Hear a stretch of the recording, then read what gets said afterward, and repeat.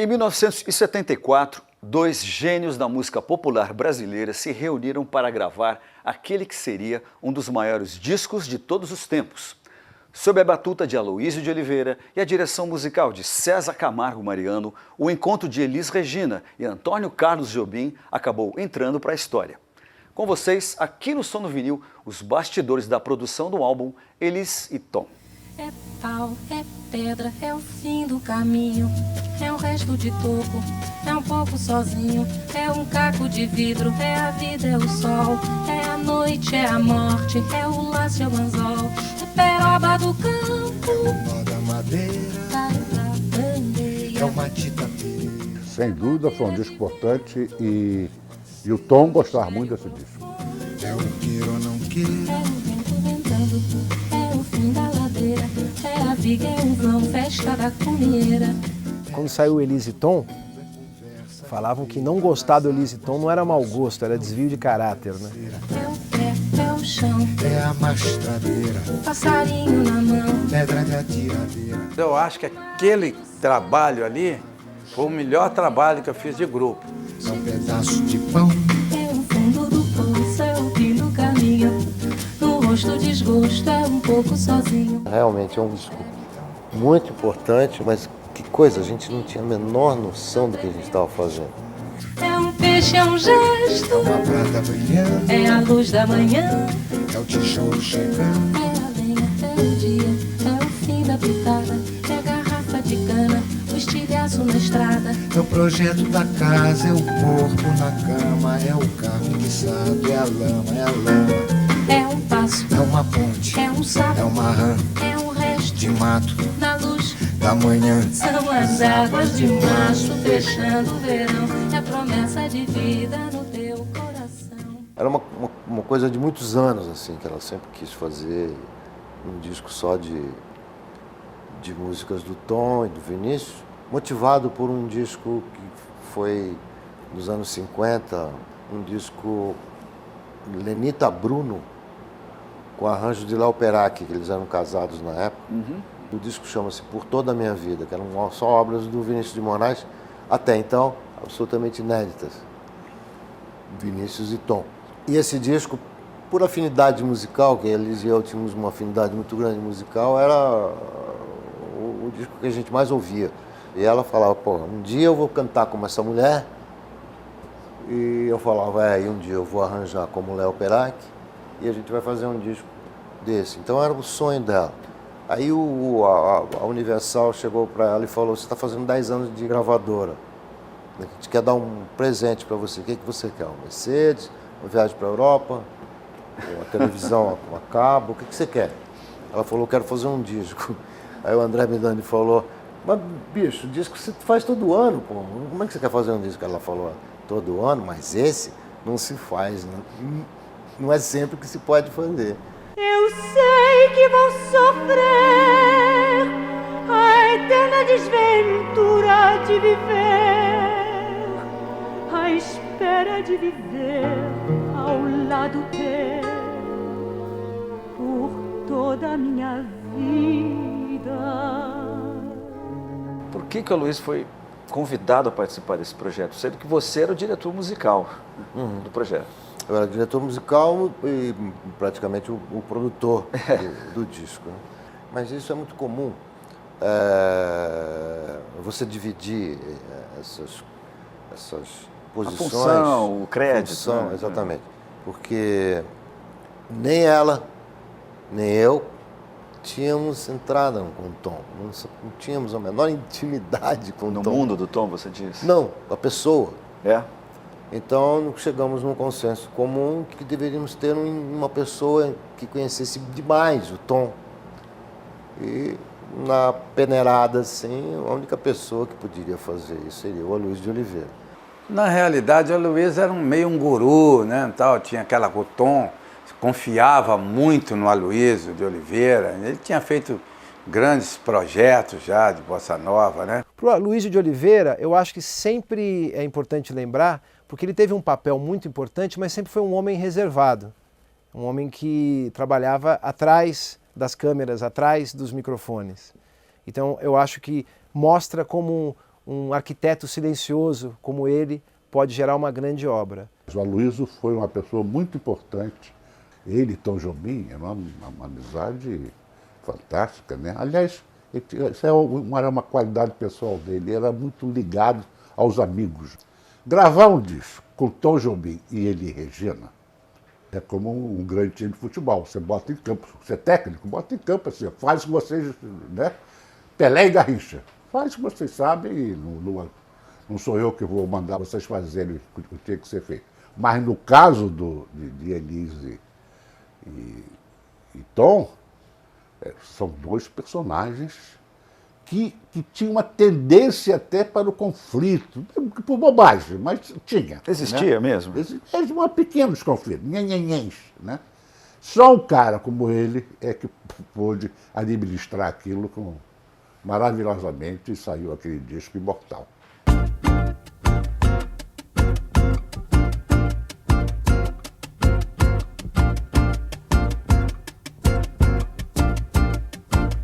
Porque houve problemas na gravação do Elise e Tom, né? Chegou um momento que a Elise falou, vamos embora daqui. Porque o Tom, quando recebeu a Elise e o César, ele muito brincalhão, etc., ele foi recebê-la no aeroporto, levou uma rosa, foi muito educado e tal, mas o tempo inteiro ele foi muito irônico. Ah, mas a gente vai gravar um disco, mas sou eu e você, mas meio não estou sabendo. E quem é que vai fazer os arranjos? É o César, mas o César, poxa, com o lápis brasileiro, falar com os músicos americanos, isso não... Pô, peraí e tal. E a Elise não levou aquilo nem um pouco na esportiva. Eu acho que devia ter provocação dos dois lados, entende? Porque Elise, o pessoal também chama Elise de Pimentinha. E meu pai não era nenhum santo quando ele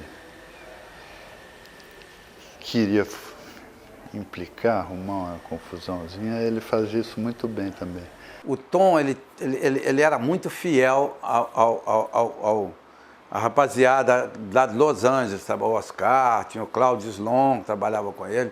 E a Elise já não quis abrir mão de levar a gente. Primeiro, ela falou assim, não quero tocar com aquele pessoal que está lá. E o Tom ficou um pouco assustado. Então ele até falou uma vez assim, falou, quando a Alice, que eu chamava ela de Alice, quando a Alice falou que ia trazer vocês, eu me assustei, eu queria parar o avião no ar, né? Eu queria parar aquele avião no ar, mas não cair, não precisava cair o avião, mas eu queria parar o avião no ar. Aí vocês vieram, tocaram, tá vendo o que aconteceu? Aí já rolou um barraco, porque... Mas o que ele quis dizer? Ele levantou com aquele charuto dele, falar por metáfora, ele falou, vocês vieram, tocaram, tá vendo? Olha só o que aconteceu. Aí não sabia se foi ruim, se foi bom. Mas sabe o que é engraçado? A gente depois olha as obras em perspectiva, né? Como por um segundo esse disco poderia não ter acontecido, né? A Elise ficando mexida com o fato do Tom estar sendo irônico, querer ir embora, o Tom desconfiado do César. E como, por outro lado, sem esse tipo de desavença, talvez não houvesse a tensão necessária para gerar uma grande obra, né? Olha, está chovendo na roseira, que só dá rosa, mas não cheira a frescura das gotas úmidas, que é de Luísa, que é de Paulinho, que é de João, que é de ninguém. Pétalas de rosa carregadas pelo vento, um amor tão puro carregou meu pensamento.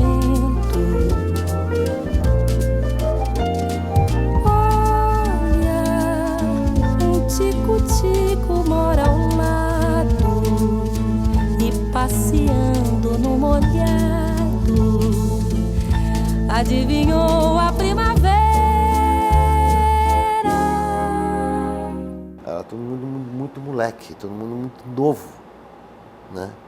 A Elise tinha 28 anos, eu tinha 29, 30, sabe? Todo mundo garoto, se metendo a besta lá com o mestre, né? Então, mas o resultado disso, o que poderia resultar nisso, a gente não tinha a menor ideia. Éramos bem jovens, mas a gente estava pronto, né? Bem pronto. Você veio com algumas ideias modernas para o disco, né? Você e Elis Regina já vieram com algumas ideias modernas. Por modernas, quero dizer, equipamentos já dos anos 70. O disco foi gravado em 1974. Alguns jornalistas disseram que o Tom, a princípio, foi um pouco resistente. É verdade isso? É. A usar piano elétrico, equipamentos que você já estava curtindo usar e sempre curtiu, né? Você sempre foi fã disso, de inovar, sempre gostou de pesquisar. O Tom, a princípio, resistiu. Por quê? Ele resistiu. Como é que você fez para sair do jeito que saiu? Ele resistiu pelo seguinte, porque ele estava muito nervoso, muito preocupado em ter que lidar com aquela situação da maior cantora do Brasil, na opinião dele, está cantando, fazendo um repertório de músicas dele, com o grupo dela, com a característica dela, sem mexer em nada na característica dela, e esse grupo convidando ele para ser o convidado principal, cantar junto com ela, tocar junto com a gente e tal. Então ele se estremeceu muito. Para ajudar, eu cheguei para ele e falei assim, Tom, não fique preocupado não, esse disco que a gente está fazendo aqui, o disco é da Elis, esses arranjos, essa instrumentação, essa guitarra, esse piano elétrico, tá certo? Certo, Mariano. Falei, então tá bom, então quando você me convidar para fazer o seu disco, eu vou fazer do jeitinho que você quiser. Por enquanto é do jeitinho que ela quer, eu sinto muito. Mas foi difícil isso, não foi? Não, cara, não foi difícil, foi terrível, eu fiquei doente, juro por Deus. Porque, ainda por cima, ele é o ídolo da gente. Eu sei, não é fácil às vezes. Eu entendo. Até hoje. Então, sim, claro. Mas acontece o seguinte, que alguém precisava botar a bola no chão. Esse quarteto que a gente tinha com a Elis era um quarteto que a gente já tocava há tempos, entendeu? Ela mesmo dizia que ela era um quinto elemento do quarteto, né? Na verdade era um quinteto e ela era vocalista. Só eu sei quanto amor eu guardei. No total, 18 horas para gravar o disco, né? Foi gravado num dia, de manhã a parte orquestral, de câmara, do dia seguinte de manhã e à tarde a parte do quarteto, com Elinho, o Luizão, Paulinho, Braga e eu, com o Tom tocando junto e tudo mais. E de noite mixamos o disco. Rapidíssimo. Rapidíssimo. Mas a confecção, bom, a gente ficou 26 dias lá. Eu fiquei 24 dias dentro do hotel confeccionando isso com o Tom, falando comigo o tempo todo e tal. Ou seja, isso tudo que eu estou contando aconteceu antes da gente entrar no estúdio. Depois que a gente entrou no estúdio, aí relaxou tudo, aí ficou tudo aí rolou, ótimo. Né? A função do César era justamente, como ele escrevia, ele pegava o que a gente tocou e escrevia, como se diz, botava o recheio no bolo, né? Era a função de equilíbrio entre ela e a gente, né? E também temperamentos, sempre, minha opinião é essa, minha opinião é aquela. Eu acho que ele conseguia coordenar isso e a função dele era justamente, assim como a Luísa era entre o Tom e Elis, o César era entre ela e a gente, né? É você que é feito de azul, me deixa morar nesse azul, me deixa encontrar minha paz. Você que é bonito demais, se ao menos pudesse saber que eu sempre fui só de você, você sempre foi só de mim. A Elis era muito fã do Tom, como quase todo mundo, como quase todos os cantores, né? E eu acho que durante esse período da gravação ela teve a chance de se aproximar do Tom Jobim, da pessoa física mesmo. E ela voltou completamente apaixonada, né? Ele tinha, nessa época, a Elis como a melhor cantora brasileira. Ela já era uma super cantora nessa época, né? Ela já era uma pessoa super consagrada, já era tipo uma superstar. Um cantinho, um violão, esse amor, uma canção pra fazer feliz a quem se ama.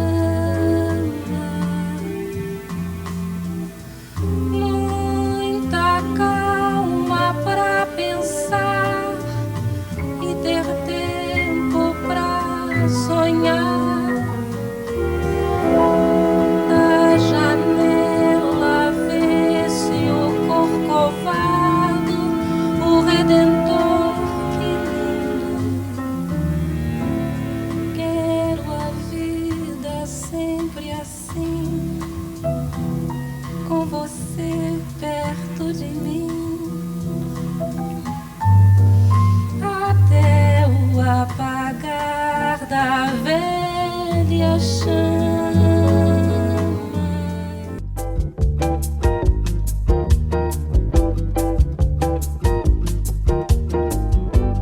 Triste é viver na solidão, na dor cruel de uma paixão. Triste é saber que ninguém pode viver de ilusão, que nunca vai ser, nunca vai dar. O sonhador tem que acordar. O disco Elise Tom faz parte das minhas primeiras memórias musicais, porque evidentemente depois que voltaram de Los Angeles, né, tanto a Elise quanto o César ficaram apaixonados pelo disco e ouviam bastante. Então eu me lembro que Modinha era uma música que ela gostava muito mesmo, e Brigas Nunca Mais, porque eu acho que ela estava começando um casamento com o César Mariano, veio de uma separação com o Ronaldo. Eu acho que todo mundo que começa uma nova relação, que já teve alguns desentendimentos, né, essa letra cai perfeitamente, né? Depois fui eu quem dele precisou, e ele então me socorreu, e o nosso amor mostrou que veio pra ficar mais uma vez por toda a vida.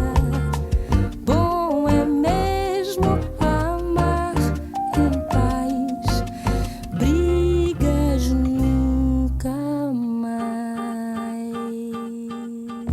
Eu acho que com o passar dos anos a gente foi percebendo que o disco tinha uma importância muito grande, né? Acho que a primeira vez que me caiu uma ficha foi na década de 80, quando houve uma eleição das músicas mais importantes do século XX, e Águas de Março estava lá. E isso começou a se repetir com alguma frequência. Eu comecei a ver sempre na discoteca básica das revistas, comecei a ver muitos artistas importantes citando esse álbum. Aí eu fui tomando consciência de que não era mais um disco, era um disco muito especial, né? E certamente é um disco importante para esse período da música brasileira, né? Por que você acha? Olha, esse disco tem várias coisas, né? Tem os arranjos do César Camargo Mariano, são fundamentais. Bom, tem Elise, tem o Tom, né? Tem o Oscar Castro Neves, enfim, tem aquela turma toda que participou. Tem o Aloysio comandando, e tem Águas de Março. Ó, aquele Águas de Março, né, que um crítico americano considerou uma das músicas do século, se não a música do século. Tem a brincadeira dos dois, né? Eu acho uma maravilha. O que os dois fizeram, o que os dois brincaram, né? Aquilo que é uma música difícil até, uma música é aparentemente fácil. Aliás, esse crítico americano que considerava essa música do século, ele dizia que era uma música fácil de ouvir, mas muito complexa para analisar, né? Que era a marca, aliás, do Tom Jobim. Pedra, inho, testo, oco, inho, água, hidra, orte, aço, sol. São as águas de março fechando o verão, e a promessa de vida no teu coração. Aziza, a bandeira, para a bandeira,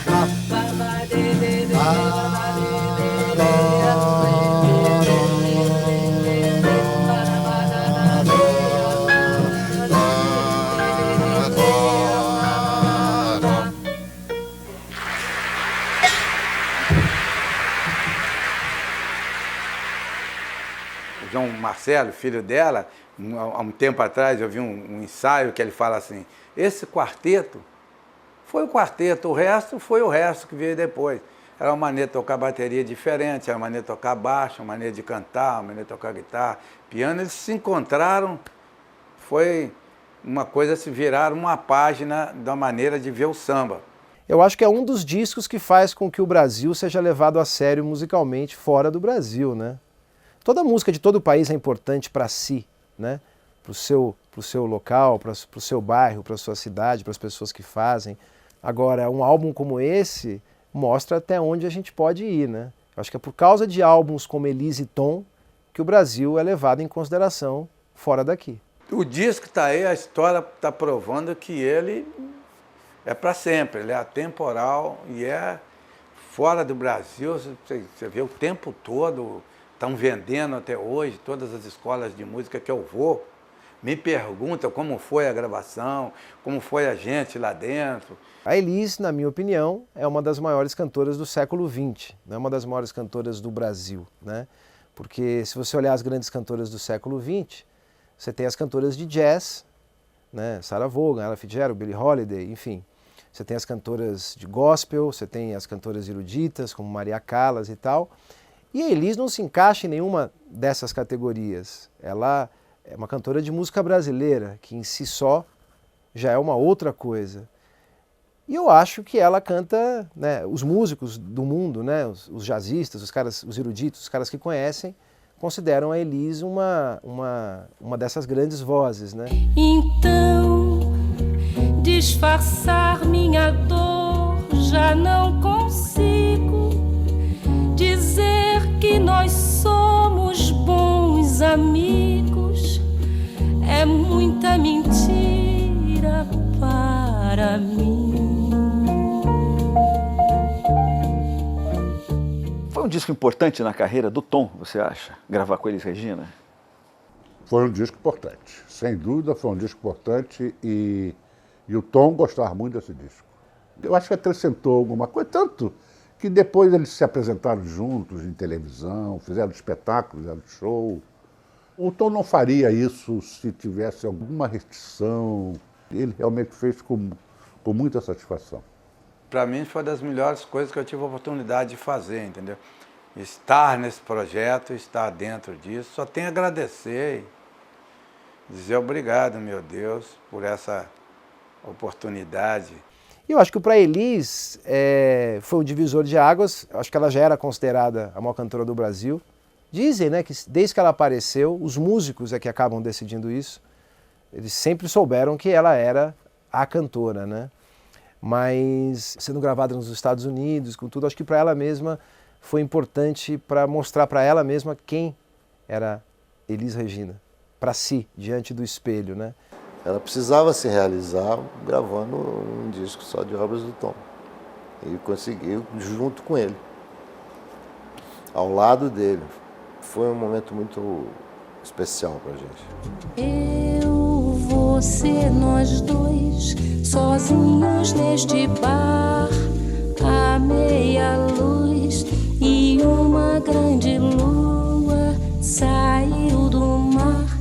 Parece que esse bar já vai fechar e há sempre uma canção para contar aquela velha história de um desejo. Naquele ano mesmo, 1974, Elis Regina já gravaria o seu próximo disco. Tom Jobim retornaria aos estúdios 2 anos mais tarde para gravar o álbum Urubu.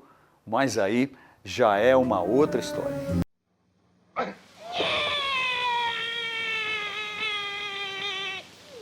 E aí ele nasce Carnição. É o Grande Otelo, né? É. Mas o pai é a mãe dele? Não, a mãe é a mãe, mas é um homem. Não entendi. É simbologia. Mas parece coisa de cavalo marinho. Simbologia.